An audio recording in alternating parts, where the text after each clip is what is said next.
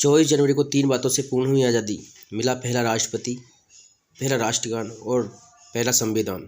और क्यों पहले राष्ट्रपति को 6 लोगों ने दी है बधाई। 2 दिन बाद यानी 26 जनवरी को हम सभी पूरे गर्व के साथ गणतंत्र दिवस मना रहे होंगे। भारत के संपूर्ण लोकतंत्र गणतंत्र बनने के 73 साल। 26 जनवरी की तारीख तो हम सभी के दिमाग में बसी है, लेकिन क्या आप जानते हैं कि 24 जनवरी को क्या हुआ था?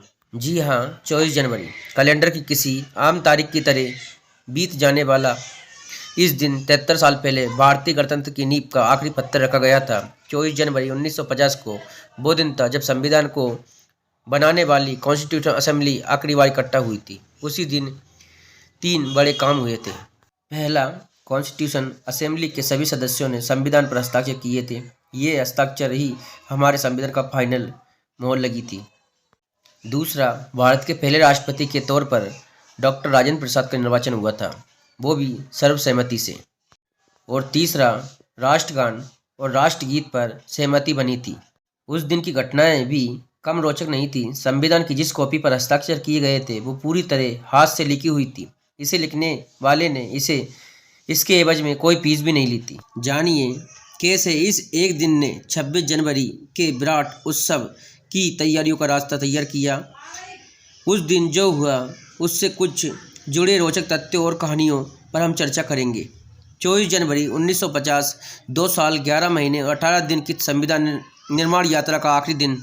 संविधान बनाने के लिए गठित की गई कॉन्स्टिट्यूशन असेंबली का पहला सत्र 9 दिसंबर 1940 को शुरू हुआ था। संविधान का ड्राफ्ट तैयार होकर 26 नवंबर 1949 को पारित किया गया था।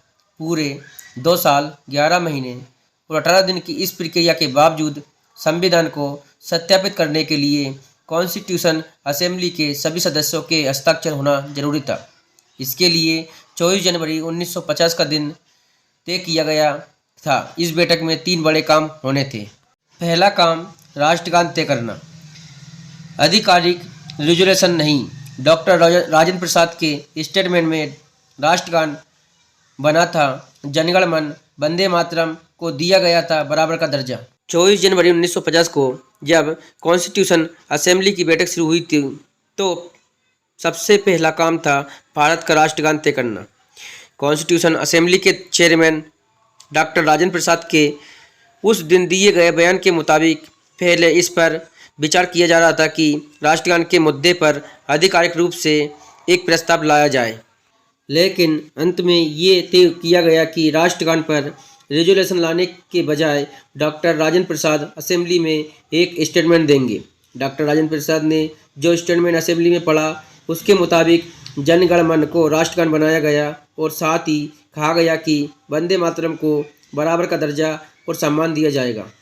डॉक्टर राजेंद्र प्रसाद के इस स्टेटमेंट को असेंबली के सभी सदस्यों ने स्वीकार कर लिया। इसी के साथ जनगण मन, भारत का राष्ट्रगान और वंदे मातरम राष्ट्रीय गीत बन गया। दूसरा काम, पहले राष्ट्रपति का चुनाव। सर्वसहमति से राष्ट्रपति निर्वाचित हुए थे। डॉक्टर राजेंद्र प्रसाद सदस्यों ने बधाई देना शुरू किया तो खुद ही रोक दिया। कॉन्स्टिट्यूशन असेंबली ने ही ये तय किया था कि देश का सर्वोच्च संवैधानिक पद राष्ट्रपति का होगा।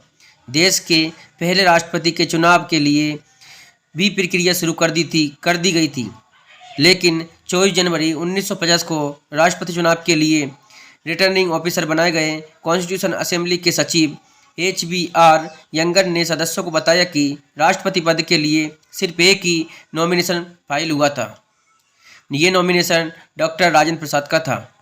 किसी और का नॉमिनेशन ना होने की वजह से डॉक्टर राजेंद्र प्रसाद को सर्वसहमति से राष्ट्रपति निर्वाचित किए जाने की घोषणा कर दी गई थी। इसी घोषणा का पूरा सदन ने तालियों से स्वागत किया। सबसे पहले पंडित जवाहरलाल नेहरू और उसके बाद सरदार वल्लभ भाई पटेल ने डॉक्टर राजेंद्र प्रसाद को बधाई देते हुए सदन को संबोधित किया।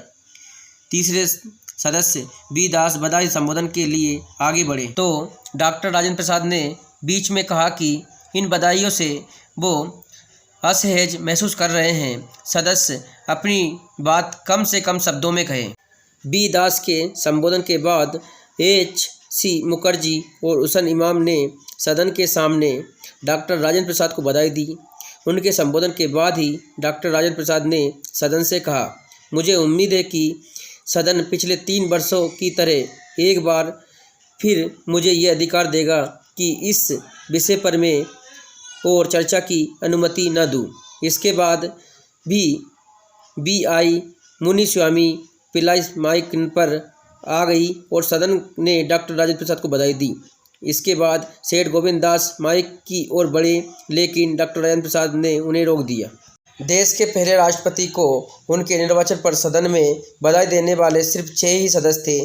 तीसरा काम, संविधान पर हस्ताक्षर। संविधान की जिस कॉपी पर हस्ताक्षर किए गए वो हाथ से लिखी गई थी। शांति निकेतन और आर्टिस्ट्स ने इसे सजाया था। संविधान के ड्राफ्ट को कॉन्स्टिट्यूशन असेंबली ने 26 नवंबर 1949 को ही पारित कर दिया था। उसी समय ये तय हुआ था कि इस पर जनवरी 1950 की किस तारीख को हस्ताक्षर किए जाएंगे। संविधान का ये ड्राफ्ट अंग्रेजी में था। ये तय किया गया था कि 26 जनवरी 1950 से पहले इसका हिंदी अनुवाद भी कर लिया जाएगा। हस्ताक्षर के लिए ही 24 जनवरी 1950 की तारीख तय की गई थी। इस दिन संविधान की 3 प्रतियों पर हस्ताक्षर किए गए थे। एक कॉपी अंग्रेजी में प्रिंट थी, बाकी दोनों प्रतियां हैंड रिटन यानी हस्तलिखी और एक अंग्रेजी और दूसरी हिंदी में थी। संविधान की इन हैंड रिटन प्रतियों को ही कॉन्स्टिट्यूशन की ओरिजिनल कॉपी के तौर पर जाना जाता था। इन हैंड रिटन प्रतियों में क्या था खास? प्रेम बिहारी नारायण रायजादा थे संविधान लिखने वाले।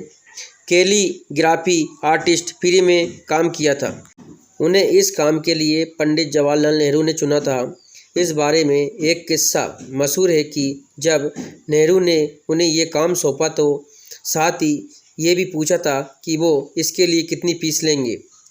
रायजादा ने तुरंत जवाब दिया, मैं 1 पैसा भी नहीं लूँगा। भगवान की कृपा से मेरे पास सब कुछ है और मैं अपने जीवन में बहुत खुश हूँ, मगर मेरी एक इच्छा है, मैं संविधान के हर पन्ने पर अपना नाम लिखूंगा और आखिरी पन्ने पर अपने नाम के साथ साथ अपने दादाजी का नाम भी लिखूंगा। संविधान के हर पन्ने पर तो प्रेम बिहारी नारायण रायजादा का नाम नहीं दिखता, लेकिन आखिरी पन्ने पर उन्हें कैलीग्राफी का क्रेडिट जरूर दिया गया। शांति निकेतन के ख्यात आर्टिस्ट नंदलाल बोस और उनकी टीम के संविधान को सजाया था। संविधान की हस्तलिखित कॉपी के हर पेज पर बेहद खूबसूरत बॉर्डर दिखता है। साथ ही हर सेक्शन में मोहनजोदड़ो के इतिहास से लेकर हिमालय की ऊंचाइयों के अलग अलग इलस्ट्रेशन भी बनाए गए हैं। ये सारा काम उस वक्त के ख्यात आर्टिस्ट नंदलाल बोस और शांति निकेतन के उनके छात्र ने किया था। इसमें नंदलाल के बोस के 3 बच्चे भी शामिल थे। संविधान के 22 पार्ट हैं। हर पार्ट के पहले पन्ने पर एक इलस्ट्रेशन बनाया गया। पार्ट 1 में पहले पेज पर मोहनजोदड़ो की सील बनी है। पार्ट 2 में पहले पेज पर वैदिक काल गुरुकुल का दृश्य बनाया गया। संविधान की प्रस्तावना के पेज पर सुंदर लिखावट तो प्रेम बिहारी नारायण रायजादा की है, लेकिन इस पेज को सजाने का क्रेडिट ब्यूरो राम मनोहर सिन्हा को दिया जाता है। नंदलाल बोस के छात्रों में से एक सिन्हा मध्य प्रदेश के जबलपुर के रहने वाले थे। उन्होंने प्रस्तावना के पेज का डिजाइन तैयार करने से पहला अजंता एलोरा की गुफाओं पर सांची, सारनाथ और महाबलीपुरम में जाकर स्मारकों को बारीकी से देखा और समझा। उन्होंने प्रस्तावना के पेज का बॉर्डर बनाने और उसे सजाने के लिए पारंपरिक भारतीय चिन्हों का इस्तेमाल किया। खास बात यह है कि पेज की बॉर्डर में सबसे नीचे दाहिने कोने में उन्होंने अपना संक्षिप्त नाम राम लिखा भी है। संविधान की दोनों हस्तलिखित प्रतियां संसद की लाइब्रेरी में हीलियम से भरे कांच के केस में रहती है सुरक्षित। संविधान की हस्तलिखित प्रतियां आज भी दिल्ली में संसद भवन में लाइब्रेरी में सुरक्षित रखी है। इन्हें सुरक्षित रखने के लिए हीलियम गैस से भरे कांच के केस में रखा जाता है, जिसका तापमान 20 डिग्री और नमी 30% लगातार बनाए रखना जरूरी है। संविधान के अंतिम 10 पन्नों पर कॉन्स्टिट्यूशन असेंबली के सभी सदस्यों के हस्ताक्षर है। इन हस्ताक्षरों के किस्से भी कम रोचक नहीं हैं। संविधान पर हुए हस्ताक्षरों में डॉक्टर राजेंद्र प्रसाद का सबसे ऊपर, मगर उन्होंने सबसे आखिरी में भी किया था। 24 जनवरी 1950 को जब संविधान पर हस्ताक्षर किए जाने थे तो तीनों प्रतियों को सदन की टेल पर रखा गया था।